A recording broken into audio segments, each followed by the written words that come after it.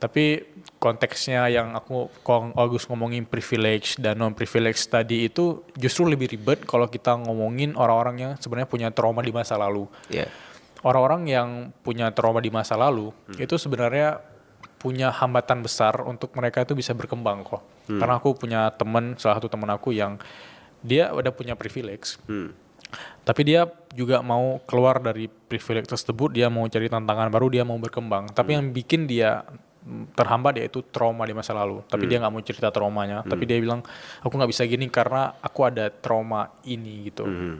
Menurut Agus, apakah trauma itu menjadi jebakan atau jadi penghambat? Atau trauma itu bisa kita hilangkan dan kita bisa melangkah ke fase baru? Ya itu kalau ngomongin trauma ya, ini mungkin agak terkesan agak negatif ya. Tapi kalau misalkan di satu buku namanya itu The Courage to be Disliked, Yes. itu ada buku yang ngomongin terhadap trauma. Dimana dia tuh ngebahas, mengelaborasi ajaran dari Profesor Adler. Dimana ada jargonnya sendiri, Adlerian Psychology. Dimana dia argue, trauma itu sebenarnya pilihan. Dimana dia bilang, kita punya masa depan, itu tuh gak ada hubungan sama masa lalunya kita. Kita punya masa depan, berkorelasi linear dengan masa sekarangnya kita. Kalau kita pikir, sangat masuk di akal kan, bahwa masa lalu ya masa lalu kan gitu kan. Itu titik yang udah terjadi gitu kan.